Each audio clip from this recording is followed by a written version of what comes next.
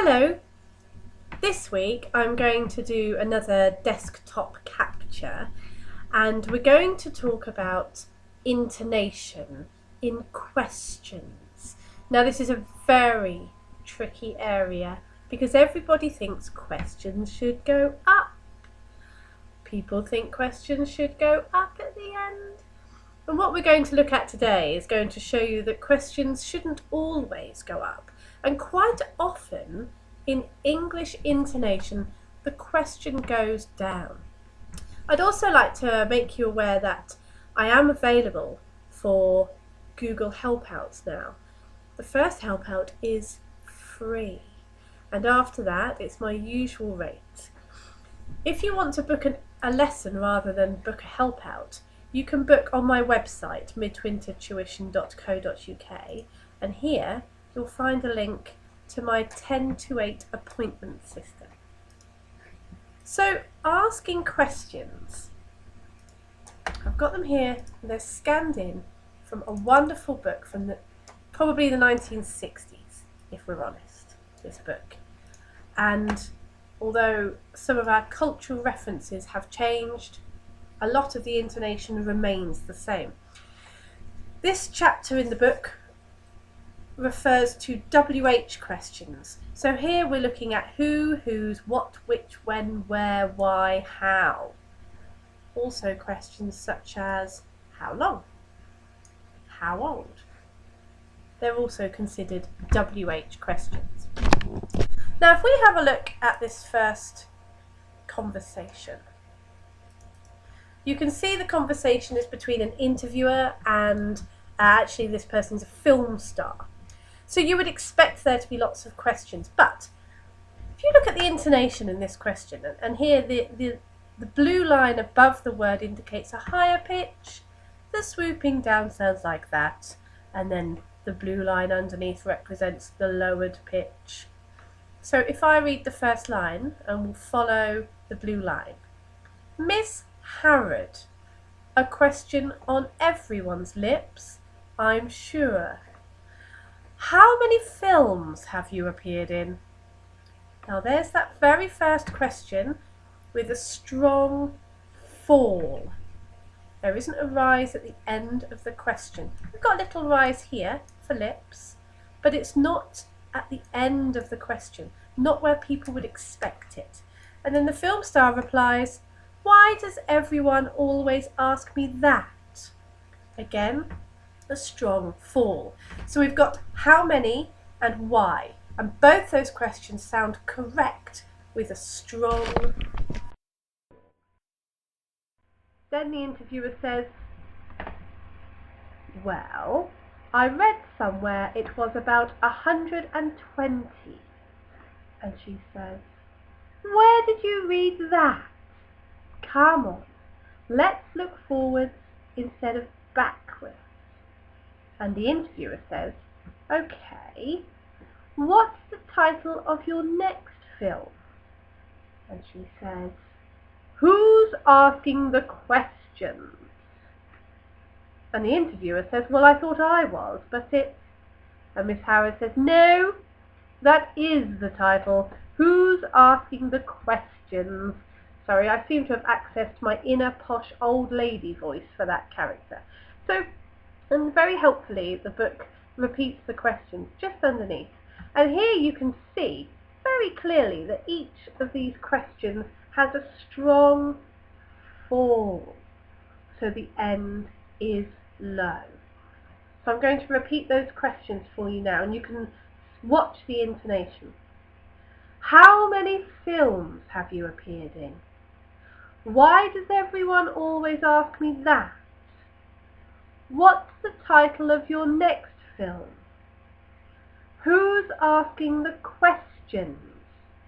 Always has a strong fall for these WH questions.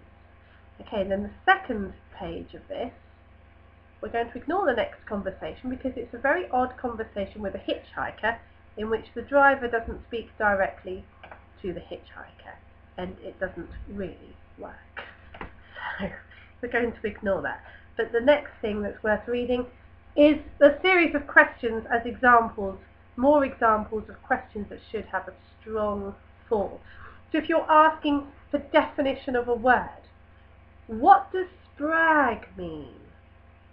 Now let's try that the opposite way. Let's try finishing this WH question with a rise in intonation at the end. What does sprag mean? It sounds like a primary school teacher delivering a question to a class. It doesn't sound like adult intonation.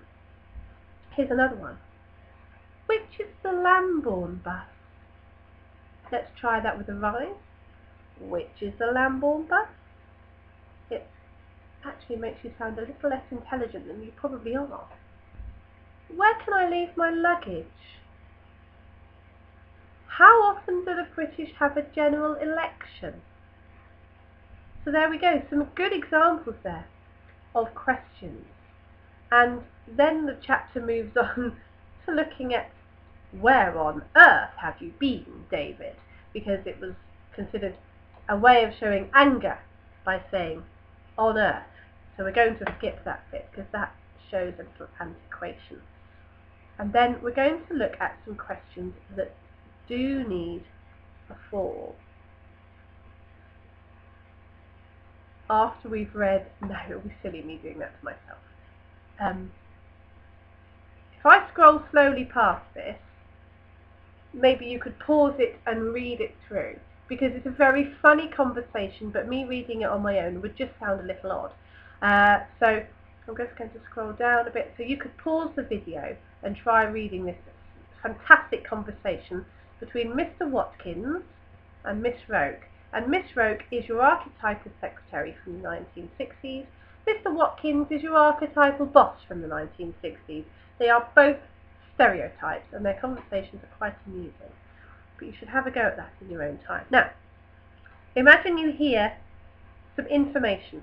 Now, the example here is a newsreader, and finishing off, and now for some sport. Carol Halminst, the champion swimmer from Ardunia, has won a prize of £479, 67.5 pence for his record-breaking swim across the Noraju River. He did it in just 14 minutes, 36.893 seconds.